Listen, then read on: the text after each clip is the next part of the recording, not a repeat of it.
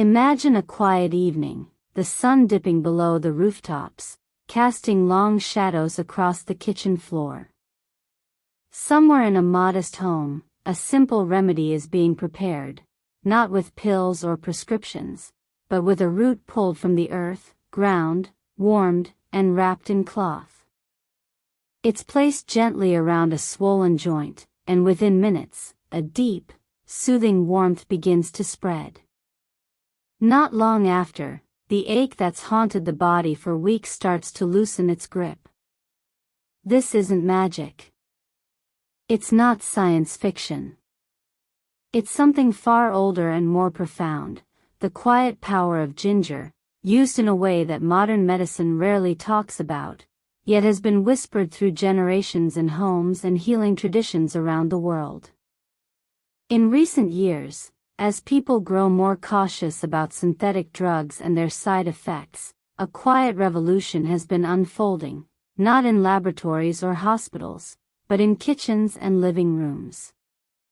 People are turning back to the earth, to roots, leaves, and seeds, searching for relief in the most unassuming places. And one of the most surprising stars of this movement is something found in nearly every spice drawer: ginger. But not as a flavoring for tea or stir-fry. This is ginger in its rawest, most potent form, a poultice, warm and alive, pressed against the skin to fight pain at its source. The story begins not with a dramatic diagnosis or a sudden injury, but with the slow, creeping ache that so many come to accept as part of life. Joints stiffen. Fingers thicken. Knees protest with every step. For some, it's the sharp, stabbing pain of gout. For others, it's the dull, relentless throb of arthritis. And for many, it's the deep muscle fatigue that comes from years of labor, stress, or simply living. Pain becomes a companion, one that sits in the background of every movement, every morning, every decision. And then, one day, someone hears about a ginger poultice. At first, it sounds too simple. Just ginger. Grated, heated, wrapped, and applied. No prescriptions, no co-pays, no injections. But desperation often opens the door to curiosity. So the experiment begins. Fresh ginger is peeled and finely ground. Some mix it with a bit of water to form a paste. Others add a pinch of flour to hold it together. The mixture is warmed, never boiling, never scalding, then spread onto a clean cloth and gently placed over the affected area. Within half an hour, something remarkable happens. A deep, penetrating warmth spreads beneath the skin. Not the dry heat of a heating pad, but a living heat, pulsing, moving, almost intelligent in the way it seems to target the exact spot where pain lives. And then, the relief starts. Not instant, not miraculous, but real. The stiffness begins to melt. The inflammation, so long trapped in the joint like a storm trapped in a bottle, starts to shift. Some describe it as if the pain is being drawn out, pulled away by the warmth, like water soaking into a sponge. Others say it's as if the muscles finally remember how to relax. The joint, long clenched in a silent scream, begins to breathe again. But here's where the story takes a twist. This remedy, so gentle in its ingredients, is not without its dangers. Because while ginger is a healer, it is also powerful. That same heat that soothes can, if left unchecked, burn. There are stories, real ones, of people who left the poultice on too long, lulled by the comfort, only to wake up to red, blistered skin. One person applied it to their knee and fell asleep, waking hours later to a patch of skin that looked as if it had been scorched. Another tried it on a swollen finger, felt immediate relief, and repeated it night after night, not realizing that the skin was becoming raw beneath the surface. This is the paradox of natural remedies. They are kind, but they are not passive. They respond to how they are used. Respect them, and they can transform your life. Ignore their strength, and they can harm you. The ginger poultice doesn't care if you believe in it or not. It will heat. It will draw. It will act. And if you're not paying attention, it will leave its mark. Yet despite the risks, people keep coming back to it. Why? Because for many, it works in ways that pills and creams do not. Pharmaceuticals may mask pain, but the ginger poultice seems to go deeper, to the root of the problem. Inflammation isn't just a symptom, it's a process. It's the body's way of responding to injury, but when it becomes chronic, it turns against itself. The joint swells, the tissue thickens, the nerves fire in protest. And while anti-inflammatory drugs can suppress this response, they don't always help the body clear the damage. The ginger poultice, however, appears to do something different. It doesn't just reduce swelling, it seems to help the body move the inflammation out. How? Science is still catching up, but clues lie in ginger's chemistry.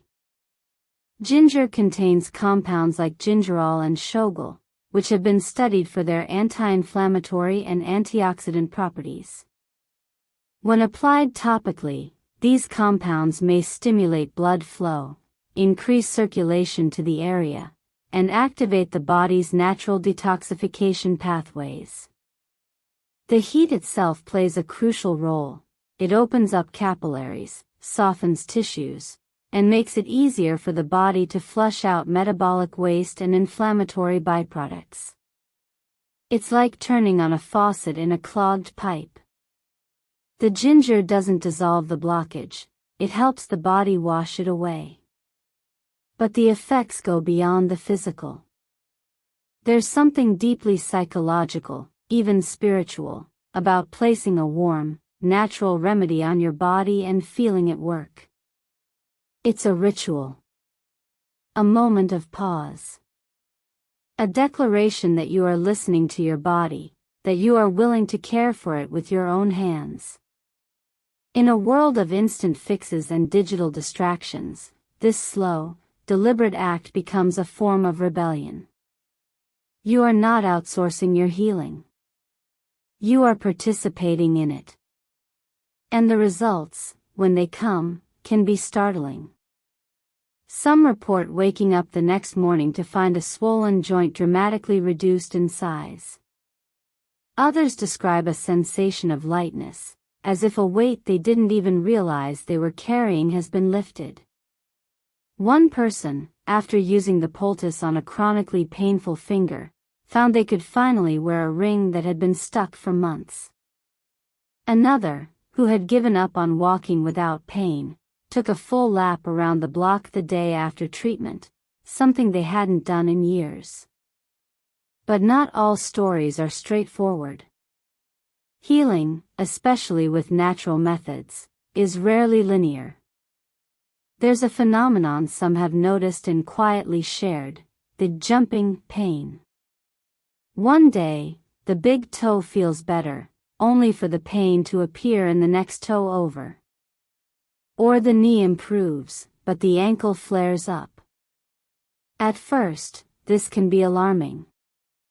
Is the treatment making things worse? Is the condition spreading? But over time, a pattern emerges. The pain isn't spreading, it's moving.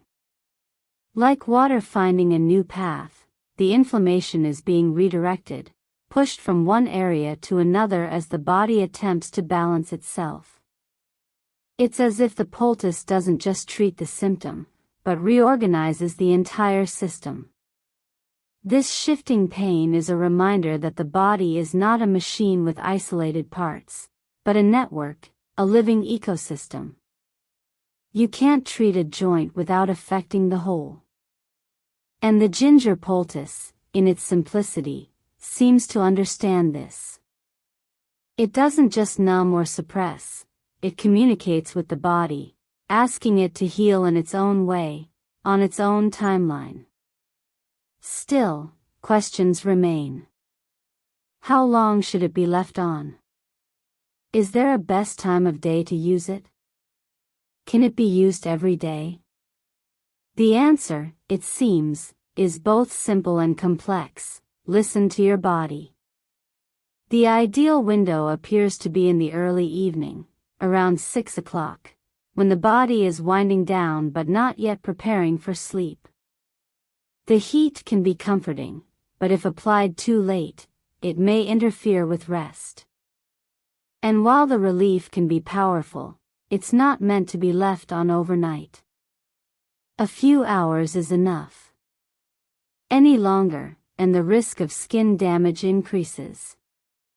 And when things go wrong, when the skin reddens, stings, or blisters, there's another ancient remedy waiting in the wings: castor oil. Thick, sticky, and unglamorous, castor oil has been used for centuries as a healing balm.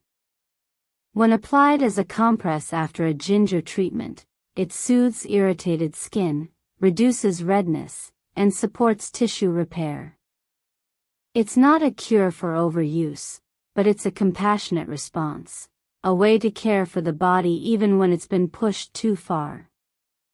What makes the ginger poultice so compelling is not just its effectiveness, but what it represents. In an age of high-tech medicine, where treatments are often complex, expensive, and filled with side effects, here is something radically different. It costs almost nothing. It's made from a common kitchen ingredient. It's temporary, used once and discarded, never stored, never reused. There's no profit in it, no patent, no marketing campaign. It belongs to no one and everyone at once. And yet, it works. Not for everyone, not every time, but often enough to keep people coming back. It's not a replacement for medical care. No one suggests abandoning diagnosis or treatment for serious conditions. But as a complementary tool, as a way to support the body's own healing intelligence, it holds a quiet power. The deeper truth behind the ginger poultice is that healing doesn't always come from outside. Sometimes, it comes from returning to what's already here. The earth gives us plants that have evolved alongside us, carrying compounds that speak the same biochemical language as our cells. Ginger didn't develop its properties to please human taste buds. It developed them to survive, to protect itself, to thrive. And in doing so, it became a partner in our own survival. When you apply a ginger poultice, you're not just treating a symptom. You're engaging in a conversation with nature. The heat, the sting, the relief, it's all part of a dialogue between your body and the plant. You're saying, I'm paying attention. You're saying, I'm willing to try something simple. And sometimes, that's enough. Of course, skepticism is healthy. Not every home remedy deserves a place in modern life.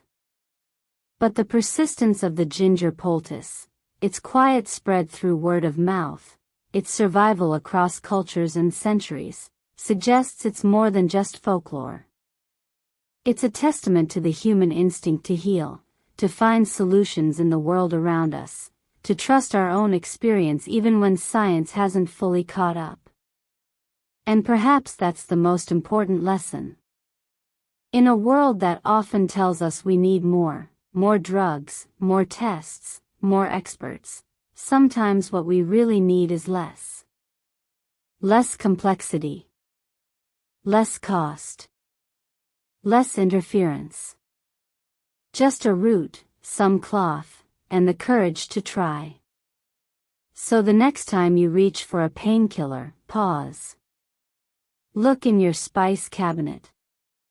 Is there a knob of ginger sitting there, forgotten, waiting? Peel it. Grate it. Warm it.